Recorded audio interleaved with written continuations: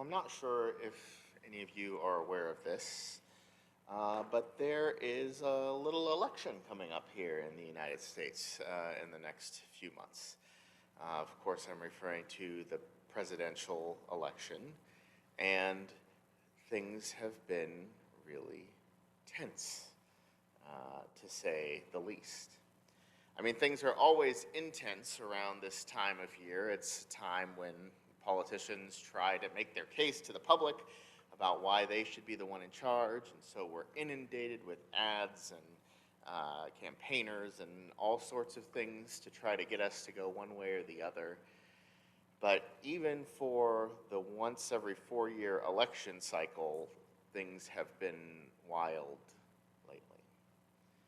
And so why don't I just state some of the things that I imagine many of us have already observed and are quite aware of. One of the two presidential candidates was recently convicted of a crime for the first time in U.S. history, blaming, of course, the other one for rigging the system against him. The other one is currently the oldest president in U.S. history and is facing calls from his party to step down. Both candidates are suggesting that if the other is elected, not only will it be bad, but it could potentially be the end of our country as we know it.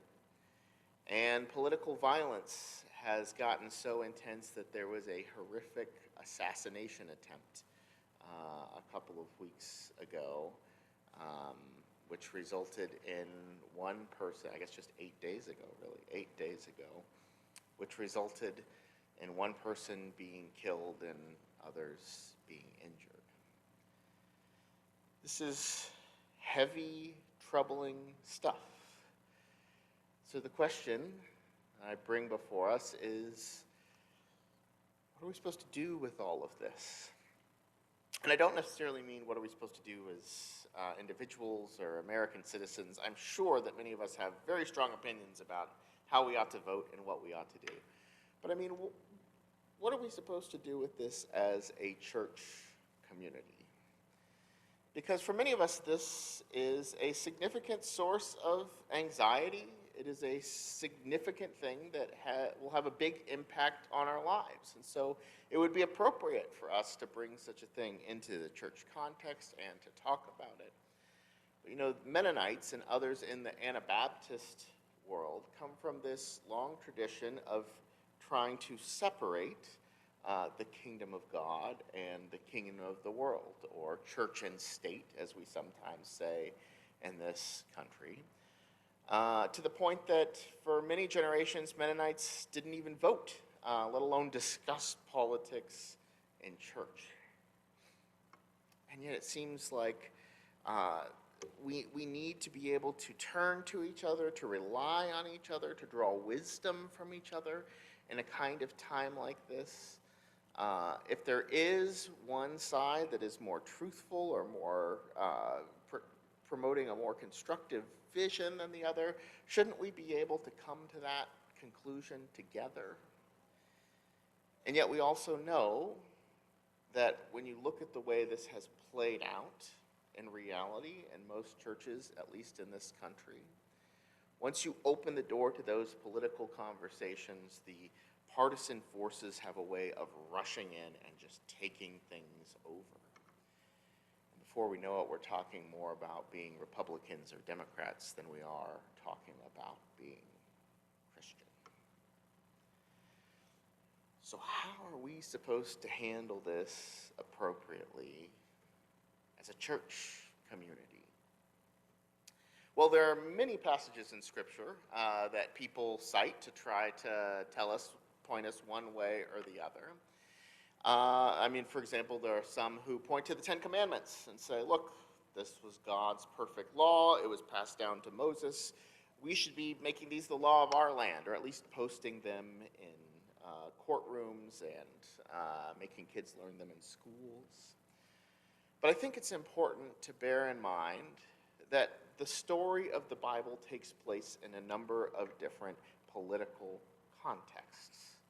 You have to think about what kind of situation the people were in, when they were following different, if you will, political strategies. So, for example, one of the contexts was theocracy. At the time when the Ten Commandments were being given to the Israelites, they were both a religious community and a political community. Those two things were one and the same. Their religious leader was their political leader. And that's simply not true here in the United States. We share this country with a number of people who do not by any means share our beliefs. And I think as Anabaptists, people who believe very sincerely that you can only come to faith voluntarily by choosing to follow Christ, that should make us cautious to just try to impose our values as the law of the land. Now, on the other end of things, there are people who point to passages that refer to the governments and powers of the world as purely evil. And our goal should always be to fight and resist them. This is especially true when they're looking at kind of the pagan empires that are described. Empires like Babylon and Assyria, even Rome in the New Testament. And in these kinds of situations, the political leadership is antagonistic toward God's people. Perhaps it wants to force them to worship other gods or to give up their faith. There are passages like this one from Revelation that kind of speak to that. It says, "Then another angel, a second, followed, saying, 'Fallen, fallen is Babylon the Great.'" Babylon being both a historical city and the symbol of kind of the evil empires of the world. "She has made all the nations drink of the wine of the wrath of her prostitution." I mean, this is just an awful thing, and we ought to resist it at every level. And yet that doesn't quite feel like it's very fair to describe our country in those terms either, does it? I mean, the reality is that the majority of people in government here in the United States are Christian. They might not be exactly the same type that we are or share our values, but many are trying to do the right thing, to honor God in a way that they can. This is a place where we are given a number of incredible rights and privileges, the right to be able to gather here and worship in this space. And so that doesn't seem to quite fit either. And so it can be a little tricky to try to find a part of the Bible in which we can gain some wisdom for this kind of political moment. But I do believe there is one. I believe that there is one significant part of the biblical story in which God's people were in a very similar situation to ours. No, they weren't in a democracy. It wasn't exactly the same. But they were in what we might kind of call a benevolent empire, with benevolent very much in quotation marks here. But I'm referring to one in which the political leadership doesn't necessarily share our faith. It's not faith-based, but it's also not antagonistic towards it. In the biblical story, this is symbolized by the Persian Empire.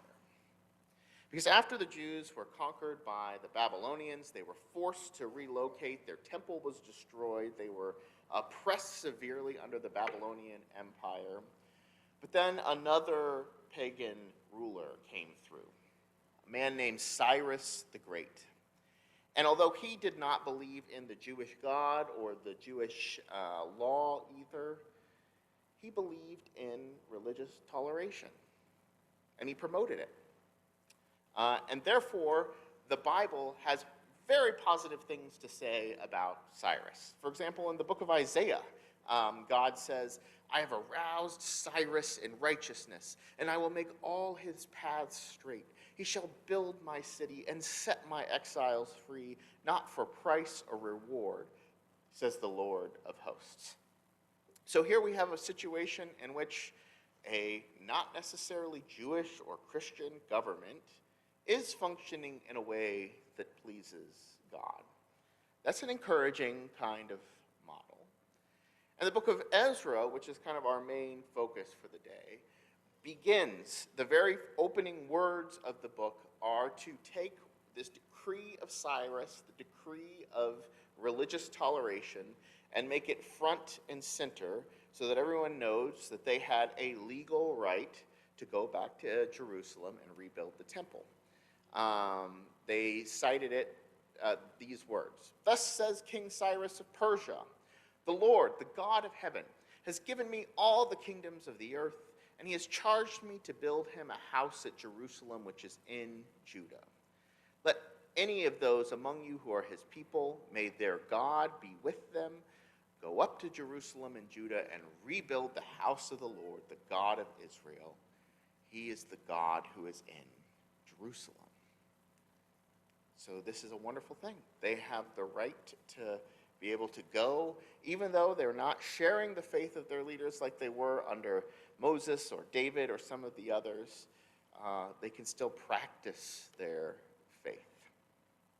I think it's important to note, though, that when we're referring to this as a benevolent empire, they still were an empire. They weren't all good.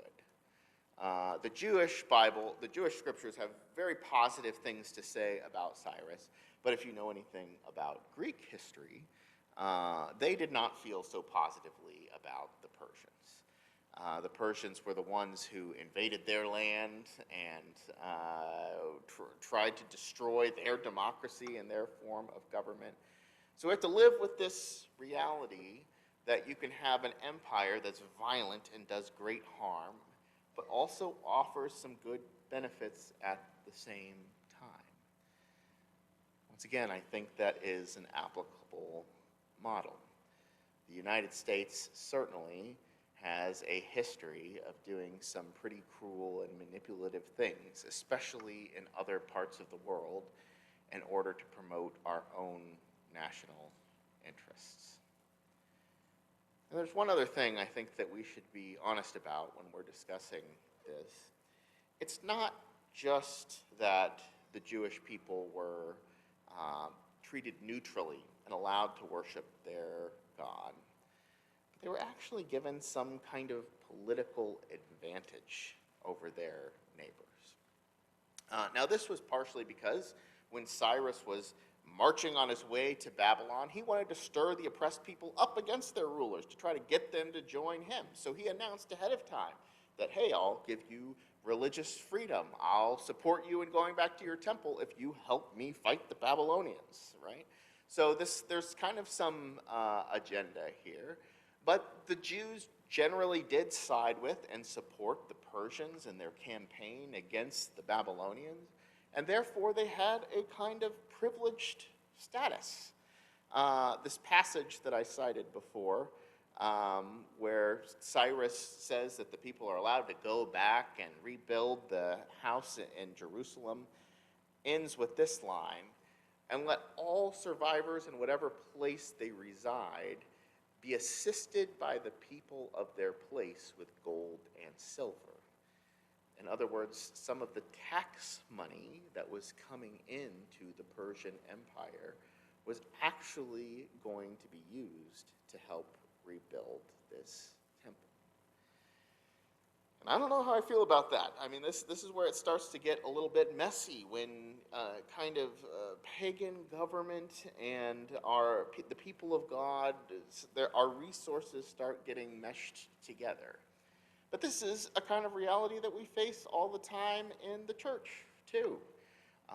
Oftentimes the government offers grants to help us pay for projects. Should we accept that money? Churches get special tax exemption status that allows us to buy more things and do more good. Is that something that we should be able to take advantage of? Is there something inappropriate about taking advantage of that kind of thing? These are fair questions to be asking. But that's why I would say that I'm grateful for this model, this what we might call the Zerubbabel model of the Bible. Because in this section of the Bible, Zerubbabel and God's people have to figure out how to live in an empire that is pagan, that in some ways benefits them, while still maintaining their own independent faith.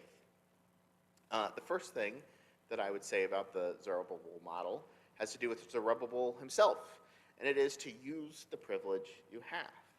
Now, Zerubbabel isn't a character that we tend to talk about very often at the Bible, but he was a very significant person, especially in linking the Old Testament and the New Testament stories together.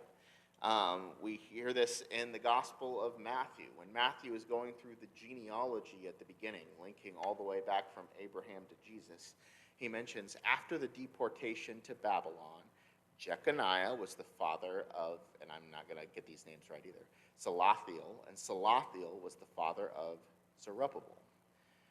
Jeconiah was the last surviving king who had sat on the throne of David. He had lost power. There was a successor who was killed by the Babylonians, but he was allowed to survive as a kind of political prisoner. Zerubbabel was his grandson. He was a person who had some status inside the Jewish community and who likely had some political connections even with the Babylonians and the Persians.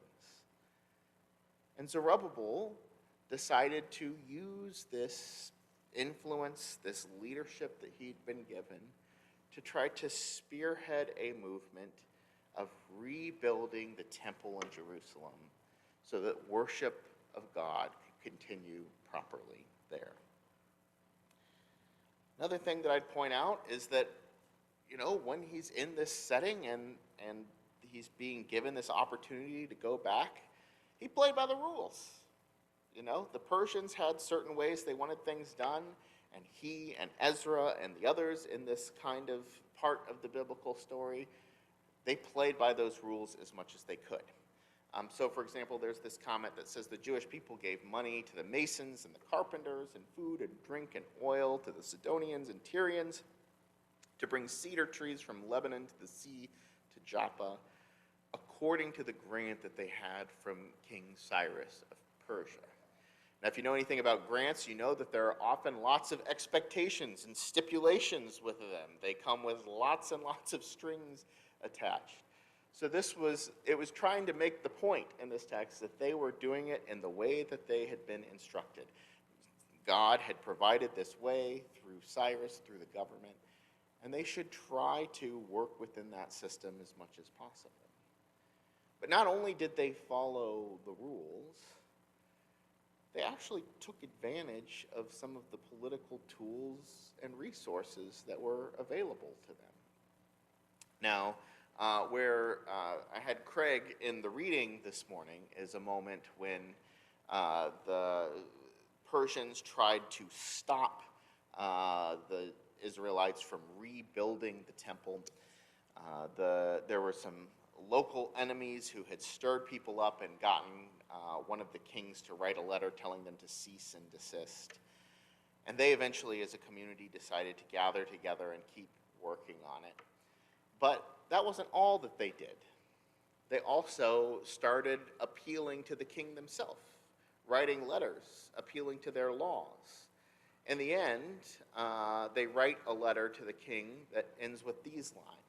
And now if it seems good to the king, have a search made in the royal archives there in Babylon to see whether a decree was issued by King Cyrus for rebuilding this house of God in Jerusalem. Let the king send us his pleasure in this matter. They were kind of taking him to court in a way and defending themselves, saying, hey, look, we have this written document that Cyrus gave us that approved our right to be able to do this. And in the end, the Persian government recognized that right and allowed them to keep building despite this temporary interruption that they faced. So it seems like all of these kinds of things indicate, let's see if I can get back to it, that we should be able, within a kind of benevolent empire, if you will, benevolent empire in the United States, to kind of use the tools at our disposal, to be able to kind of engage in this democratic system, whether that's voting or writing to senators or doing whatever else we can do to try to love God with all our heart, mind, soul, and strength, and to love our neighbor as ourselves. But what I also appreciate about this is that the book of Ezra recognizes that there is a big risk, or a big challenge, perhaps is a better way to say it, when we follow this model and we engage in kind of the political context. And that is that we start to rely on it so much that we turn to it rather than to God for our hope and guidance when we find ourselves lost in the world. And that becomes a problem, especially when there are transitions.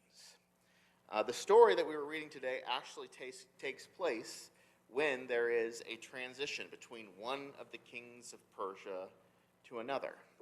Because whether you are in a democracy or in an ancient pagan empire, political transitions are among the most vulnerable, volatile times in a nation's history. And there are people who try to surround each new leader with their ideas in their hopes to try to push things a little bit more in their favor. And so the Jews who were rebuilding this temple in Jerusalem had acquired some enemies along the way, people who resented what they were doing, who wanted them to stop. And they took advantage of this kind of vulnerable political moment to reach out to the king and say, hey, you can't trust these guys. These folks are trouble. Jerusalem is known for fighting against empires and resisting. If you build this, it is going to be the end of us. And that had this effect. This passages from Ezra say that the people of the land discouraged the people of Judah and made them afraid to build. And then when the copy of King Artaxerxes' letter was read before Rehum and the scribe Shimshai and their associates, they hurried to the Jews in Jerusalem and by force and power made them cease. At that time, their work on the house of God in Jerusalem stopped and was discontinued until the second year of the reign of King Darius of Persia. The government told them to stop, and they had been so used to playing by the rules, trying to make use of the system, interacting with the system, that when the government said no, they felt powerless to do anything about it. And this is where the prophets step in. Now, things turn around very quickly in the book of Ezra. There's just a couple of verses in which we see the way that the people pivot. It says, now Haggai the prophet and Zechariah son of Iddo prophesied to the Jews who were in Judah and Jerusalem in the name of the God of Israel who was over them. Then Zerubbabel and Jeshua set out to rebuild the house of God in Jerusalem, and with them were the prophets of God helping them. In other words, the prophets spoke, they said something that stirred the people up, and then they decided to disregard the cease and desist order that they had been given and to continue building up the house of God, even though at that point it was illegal. What did the prophets Haggai and Zechariah say to them that inspired them to do this? Ezra doesn't tell us. Fortunately, we also have some of the words of those prophets in other parts of our Bible. So if you turn to the book of Haggai, you can kind of put the pieces together and figure out what message they were delivering. Here's some selections from Haggai. Haggai says, thus says the Lord of hosts. These people say the time has not yet come to rebuild the Lord's house. Is it a time for you yourselves to live in paneled houses while this house lies in ruins? Consider how you fared. Go up to the hills and bring wood and build the house so that I might take pleasure in it and be honored. In other words, God says, haven't I taken care of you all this time? When you just rely on the Persians to get you by, They're going to meet your minimum needs. They're not going to help you flourish. It's not them, it is me who makes you succeed. And if we look back to this passage from Ezra 5, this short little pivot in 2 verses, we can see that that was the point that it's making too. The prophets were explaining that it is the God of Israel who is over them. Although it may look like the Persian rulers were the powerful ones, it's really God who is the one who is protecting them, providing for them, and allowing them to continue in this calling. And therefore, they had to learn this lesson, a lesson that is summarized in Psalm 146. And it's worth noting that while Psalm 146 is technically anonymous, our scriptures, which translate from the Hebrew, don't know who it's from. There is an old tradition, going back to the Greek Septuagint, that suggests that this was written by the prophet Haggai in the very context that we're studying today. And he says, "Do not put your trust in princes." And think about this context. This is after people had had this great experience with Cyrus. He was this great leader. He'd given them these rights. But it says, "Do not put your trust in princes, in mortals, in whom there is no help. When their breath departs, they return to the earth. And on that very day, their plans perish. Happy are those whose help is the God of Jacob, whose hope is in the Lord their God, who made heaven and earth and the sea and all that is in them, who keeps faith forever." Now, it might be the case that we as a church community can and should come together and talk about any number of political issues that we face as a community today. But it is absolutely essential that the prophetic voice stays alive among us and reminds us that it is not these institutions, but ultimately God who gives us our hope. I don't know what's going to happen next November. I don't know who is going to win and who is going to lose. But whoever it is, regardless of who it is, our focus should not be on trying to respond or interact with or control this or that organization. The call instead is just to keep building the house of God. Keep doing what God calls us to do. To act justly and love mercy and walk humbly before God. If we do this, then we can trust that whether the powers in front of us are good or evil, no matter how many times they change hands, we are on the right path because God is for us.